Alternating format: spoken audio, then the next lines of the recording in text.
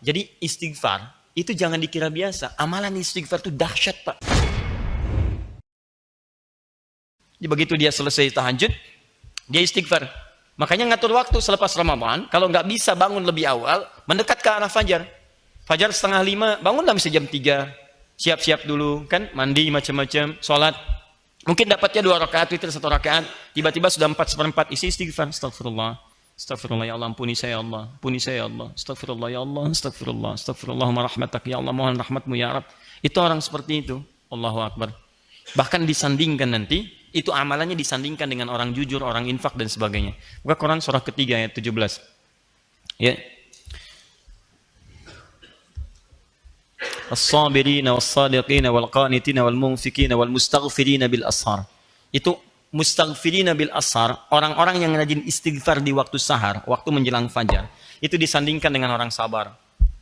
Disandingkan dengan orang jujur, sadiqina.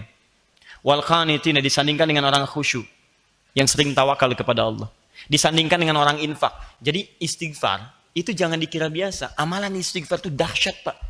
Dahsyat. Itu bisa senilai dengan infak, senilai dengan sabar, senilai dengan khusyuk kepada Allah. Makanya banyak para ulama kalau punya waktu singkat, dia ingin memohon dengan banyak, dia hanya akan istighfar. Seperti waktu singkat antara 2 khutbah Jumat itu. Makanya khatib mengatakan fastaghfiru, ayo istighfar aja, istighfar. Jadi kalau doa Anda terlampau banyak, Anda mendingan istighfar. Sebab istighfar itu ketika Allah ampuni dosa Anda, plus dengan mengabulkan segala keinginan Anda. Diberikan seketika.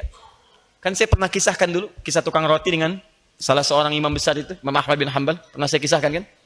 Ya, di seorang, Masya Allah, tiba-tiba Imam Ahmad diperjalankan oleh Allah ke satu tempat. Begitu jalan, capek, ya, beliau ingin istirahat, satu masjid. Begitu masuk, diusir oleh marbot masjid, imam besar. Karena cuma tahu aja Imam Ahmad, tapi nggak pernah melihat parasnya. Kan dulu belum ada media sosial. Ya, wah sekarang kan udah bisa bikin status. Tapi, masuk, ya lah, ukhruj, keluar. Lana astari, Imam Ahmad tahu hukum fikih, saya istirahat sejenak. La, barah. Kasar, barah. Barah itu udah kasar. Ukhruj itu keluar, barah kasar. Masya Allah, keluar istirahat di luar di selasaran. Kata marbot ini, ente roh hena, roh. Ukhruj masih sopan. Barah kasar. Roh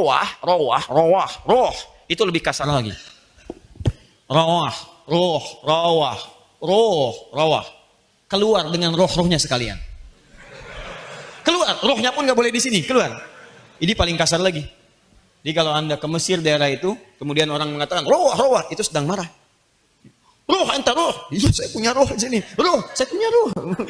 Gak usah dilawan, sedang marah. Begitu diusir, Muhammad belum paham, saya mau istirahat, capek diusir. Begitu jalan, sedang jalan, tiba-tiba tukang roti sedang nyusun adonan begini, dia melihat. Ya Syekh, Masya Allah, inzil huna. Syekh, kelihatannya kok capek, istirahatlah di sini. Istirahatlah Imam Ahmad, memang capek. Begitu sedang istirahat, diperlakukan dengan luar biasa indahnya, sopannya, takrimnya. Tiba-tiba tukang roti ini bikin adonan. Setiap dia membuat, dia selalu istighfar. Astaghfirullahaladzim. Tata istighfar lagi. Imam Ahmad paham. Tahu beliau, cuma ingin menguji, dia bertanya. Ya Syekh, katanya, Masya Allah. Ya kisana, saya perhatikan Anda setiap membuat sesuatu, Anda istighfar. Ma faidatu istighfar ini? Apa sih manfaat dari istighfar itu? Masya Allah.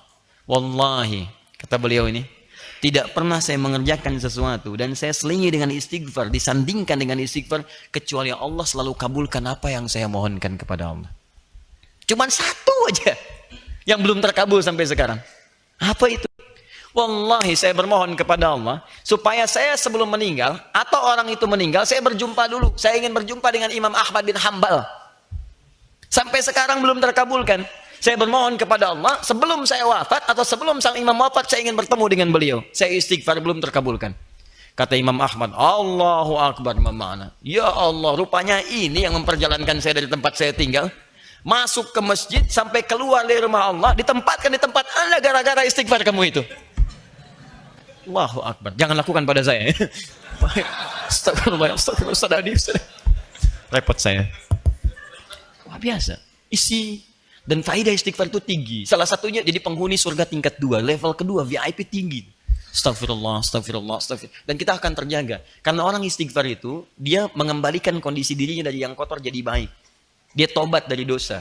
Jadi begitu dia bertobat, Allah bimbing dia. Astagfirullah, astagfirullah. Karena istighfar itu kalau diucapkan dengan benar, itu energinya akan terhampar ke seluruh anggota tubuh kita dan menjaga kita dari maksiat. Demi Allah saya katakan, dan itu akan refleks. Segala apapun.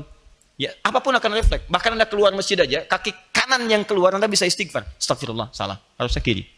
Masuk kanan, begitu masuk kiri, astagfirullah, salah. Ya, pakai sendal mirip, ternyata punya orang, astagfirullah, salah.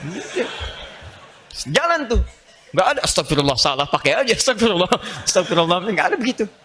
Betul, semua gitu ya, gambar yang macam-macam segalanya, itu enak. Kalau udah terbiasa tuh enak, astagfirullah, astagfirullah. Ke busway, di angkot, astagfirullah, astagfirullah, astagfirullah. Ya, assalamualaikum, waalaikumsalam warahmatullahi wabarakatuh. Bapak nama siapa? Astagfirullah. Oh, pokoknya enak lah.